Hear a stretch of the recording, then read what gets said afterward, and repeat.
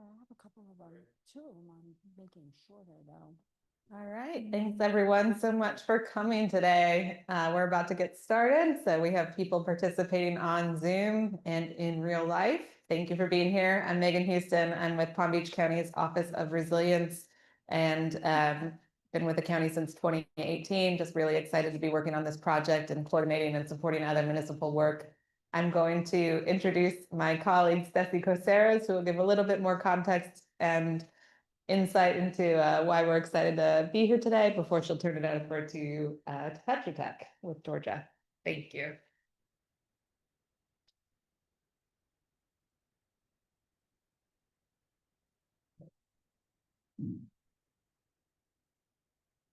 Good afternoon, everyone. My name is Ceci Caceres. I am a resilience and sustainability analyst for the Palm Beach County Office of Resilience. Again, thank you so much for everyone that's here today and joining us online to discuss the flood and sea level rise risk assessment for the village of Palm Springs.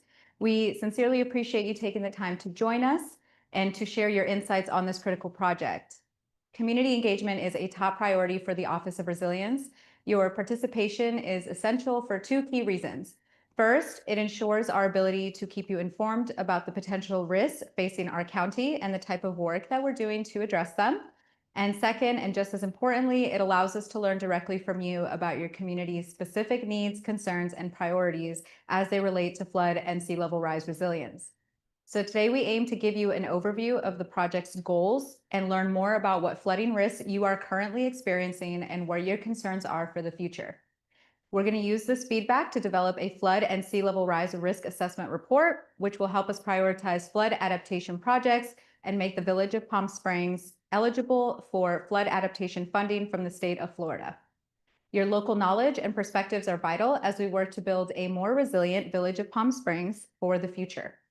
Now I'll pass it off to Georgia and the Tetra Tech team to get us started, and there will also be an opportunity for questions and discussion throughout the session. Thanks.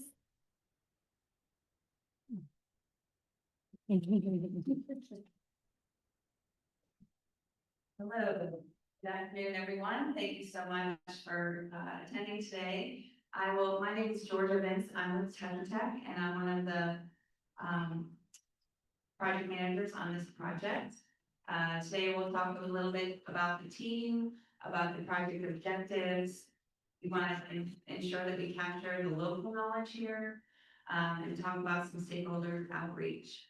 Then we'll talk about the next steps and we will take any questions.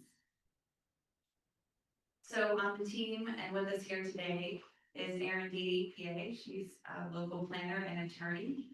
We have S.A. Nelson, who is our IT and technical team that is putting together the video and Zoom capabilities. And we have Clearview Geographic, which is a small GIS firm that supports the work.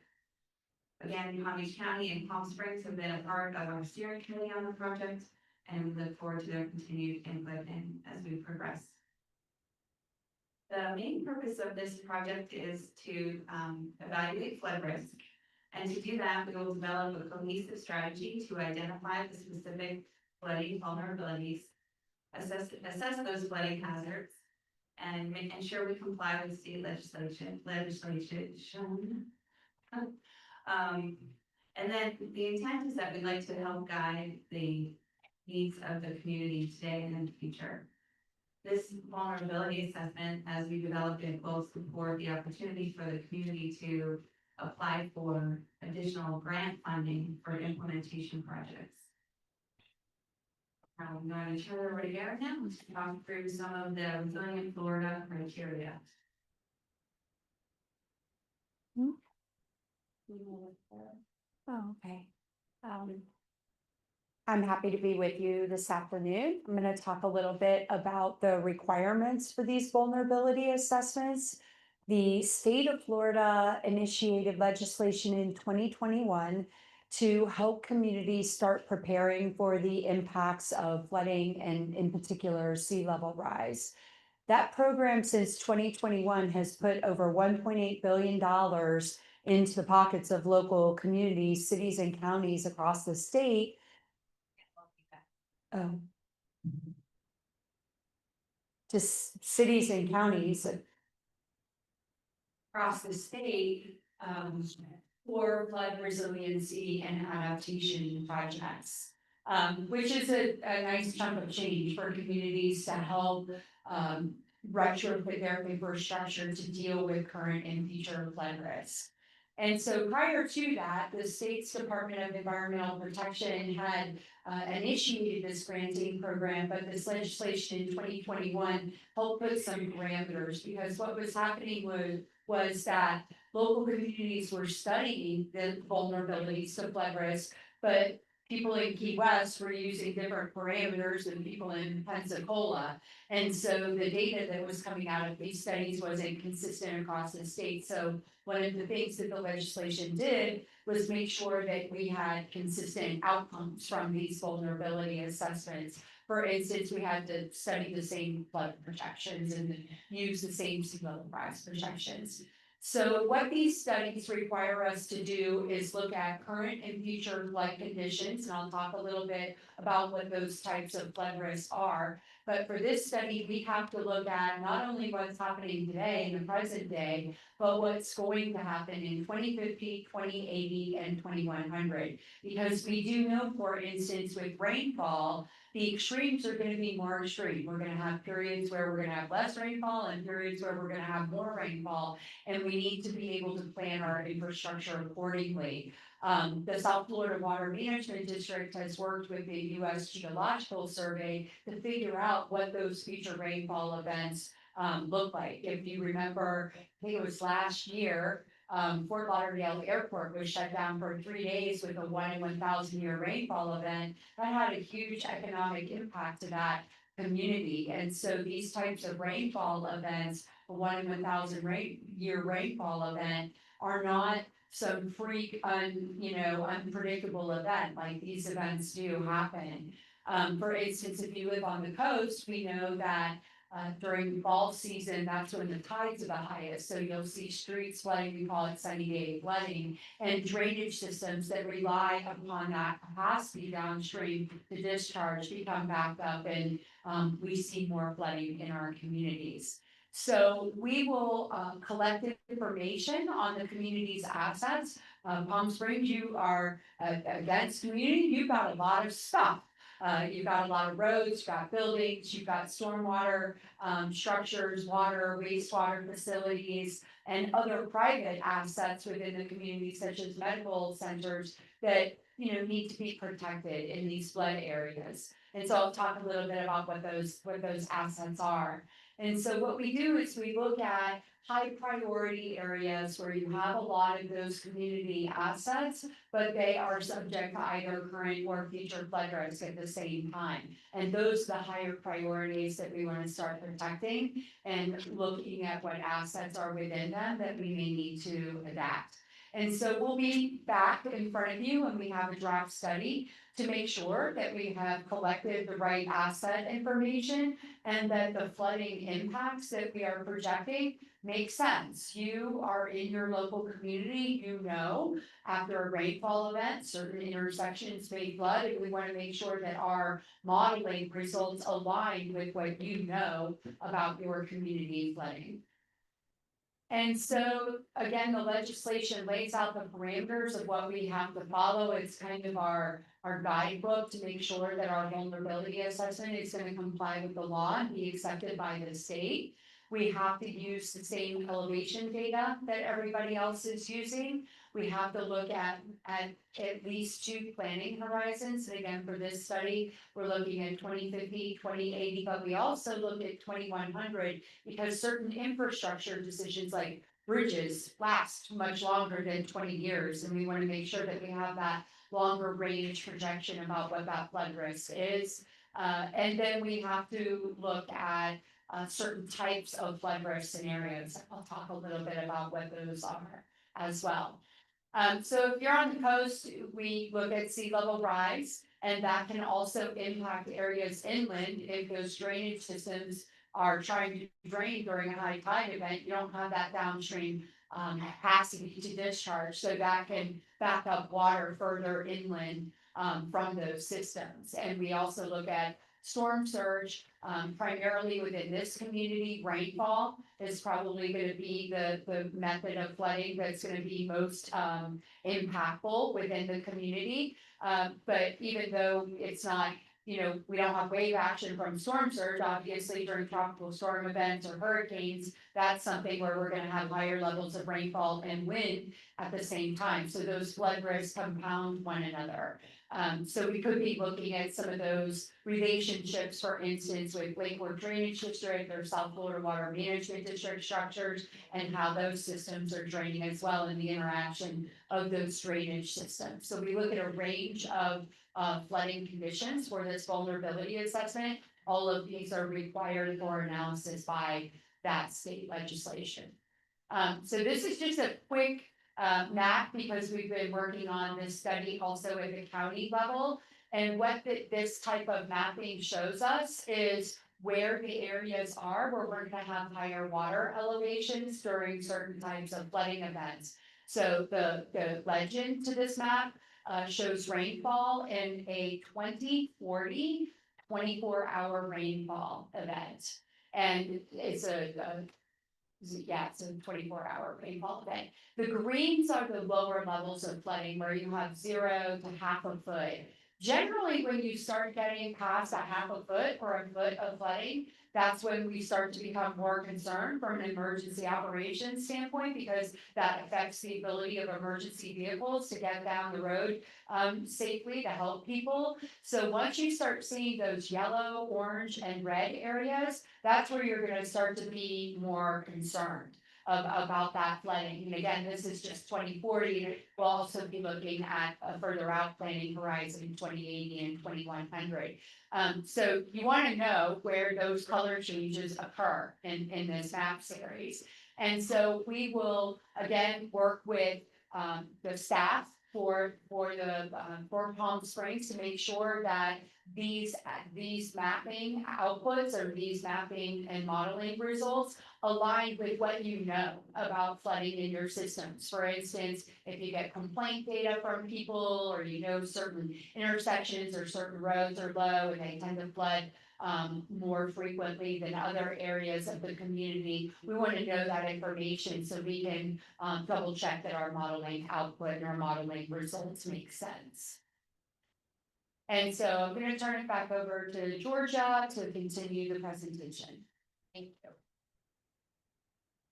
All right, so I'm going to skip past this slide here, and I'm going to ask the audience in the room, as well as the folks online, if you have observed any type of flooding in your community, whether it be rainfall, storm surge, or high tide flooding,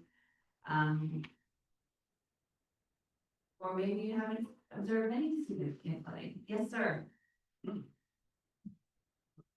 Yeah, Gary Reedy, Village Palm Springs, Town Council and resident. Great. In our area, we have the county's utilities, we have Lake Worth utilities. And, we have Palm Springs and West Palm Beach, all in our little incorporated area.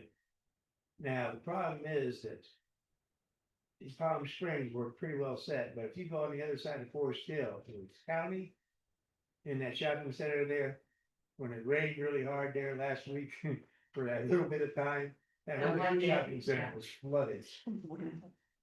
But then again, that's the problem, is that, we have these different pockets and everything is not set up for different areas and so on and so forth. That's where the flooding has been. Kim Glass Castro did something a long time ago, made a video that she went around and gave to our utility department, and they put in our storm drain and so on and so forth in the areas that we annexed into the area. But this is about the only thing I see. My only other concern is the lakes. That whenever there are lake levels for the man-made lakes, whether they are controlled or whether, they need to be looked at during your surveys and stuff. I know we have, 2 natural lakes The two natural lakes in the area. Yeah, two natural, the rest of them are all man-made. This used to be a big cow pasture at one time, you know, Yes, but that's all. Thank you a very much. lot of Florida was like that, yes.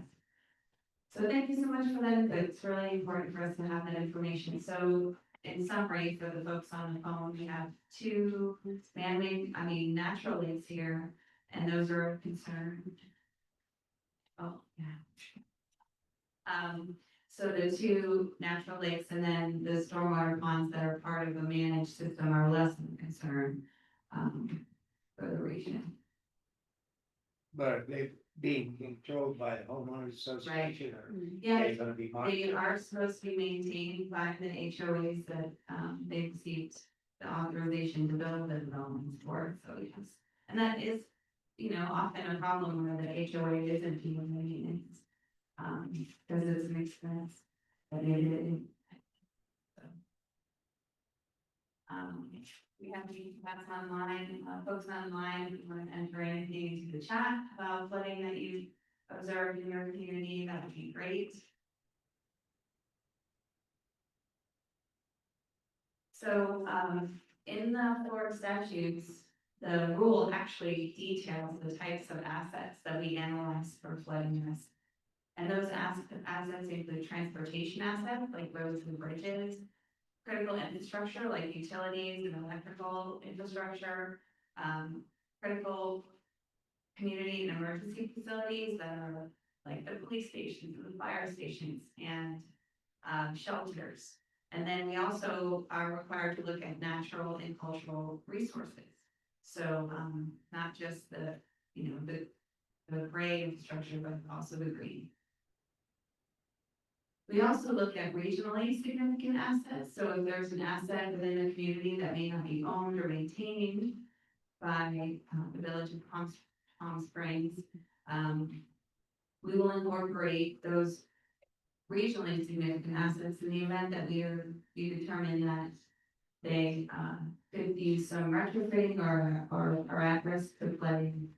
So that we can encourage cooperation with those entities that do maintain them. Okay, so I would like to take a moment to ask if there are regionally significant assets within the town of Palm Springs, or if they're mostly local government-owned assets. I know we have major roadways like Military Trail, and the airport isn't that far away. So I'm just wondering if there are any regional assets that we should consider in the study area.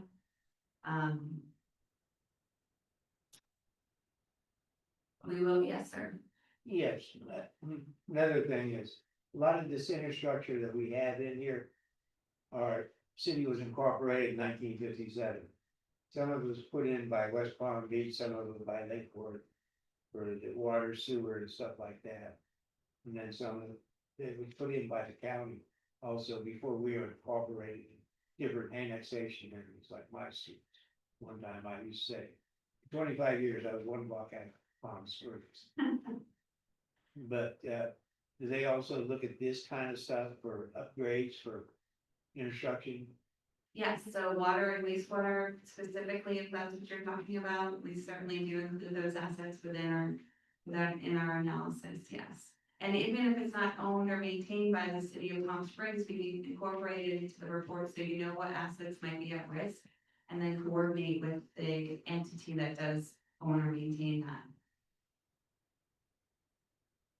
JFK Hospital in Congress, the Lantana, the municipal airport, Lantana. Okay, So yes. JFK Hospital, Lantana Airport. Excellent. Right. So we've initiated our data collection for the project. So we have culminated some publicly available data. And we are coordinating with the town or the village of Palm Springs to collaborate further and obtain the most recent and up-to-date information related to stormwater infrastructure and things of that nature. So we will be coordinating and gathering additional information.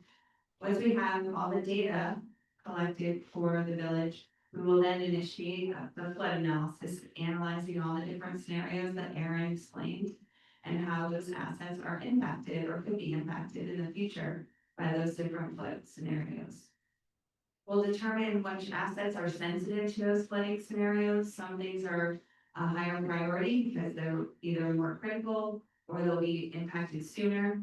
And then we will identify some focus areas where we really need to initiate some planning to retrofit in that particular area. And then we will prepare the vulnerability assessment report in compliance with all the DEP standards. And we will prepare the maps, the flood maps and the asset maps to include in the report, the tables with the prioritized data. And all of that will be drafted and presented back through to the community via a public meeting like this one. And we will take any additional feedback and input at that time as well and incorporate it into a final vulnerability assessment report. As I mentioned, the project has a steering committee, and those steering committee members help with reviewing the project goals, reviewing methodologies of the modeling, assisting in identifying the available data, and additionally identifying community assets. They'll also help with reviewing the findings of the report and help us with developing the recommendations. We will be having a second, this is our first public outreach meeting, we will be having a second public outreach meeting, again, as I mentioned, between the draft and final report. And that will ensure that we get the local community feedback to incorporate into our final deliverables. So from there, we will identify any, from after data collection, we'll identify any data gaps, do the GIS modeling, identify the flooding focus areas, and then bring back the draft results to the public. And those are our next steps. And that's all I have to present to you today, but we can talk about any other questions or issues. Yes, sir. Yes, do you have a team that'll be like driving around in the areas when it really rains hard in this area, like a storm chaser type thing? Or any of your residents that work for the county that live in this area that might be able to give feedback? They don't know what's Desi on that task. We don't have that in our scope of work, but we do recognize that there are a lot of reporting tools that the community can have access to. The flooding survey, the one on your right, is the county's flood reporting tool that if you put your camera up to it, or you can go to their Palm Beach County website, and you can actually click on a map where you observe flooding and submit a photo. And that's one way the county does do try and collect additional data about specific areas that experience flooding. How about my gentleman who's right next to me, the director over there at maintenance? Would he be able to use his trucks and everything to send feedback to you? Sure, absolutely, absolutely. Happy to get feedback. Either through the app or through email or whatever, you have my number. Yes. How often do you conduct this type of workshop events, and how often you collect this data? We will be holding more workshops in the community. The vulnerability assessment cycle is about every 5 years. So the state of Florida has they do an annual report associated with the infrastructure adaptation plans that they've approved. And then every 5 years, they do a new analysis, a new flooding analysis. So we'll be able to update this through time. That's kind of the plan. Okay. Yes, sir. One last question. On some of these shows I watch on TV, nature and everything, we talk about the iceberg melting, the sea level rising and everything. Tell me Florida is going to be underwater in 35 years. is what they were saying on some of these documents. So there are some uncertainties about the future. But we do recognize that the trend is that sea level is rising. So NOAA, National Oceanographic and Atmospheric, they do their sea level rise projections, they do the analysis, and they project the sea level rise curves to the future. They do a low projection, a intermediate projection, and a high projection, because there is some uncertainty.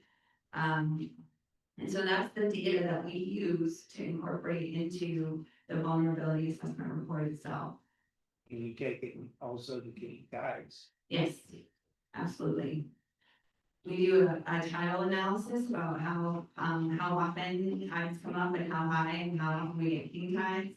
And we identify, the days of flooding that certain properties are expected to experience with that high tide flooding and sea level rise. That answer your question? Yeah. Thank you. Sure. Anybody else have any questions, or do you have any questions in the chat online? Feel free to type in a question. If you have a question online.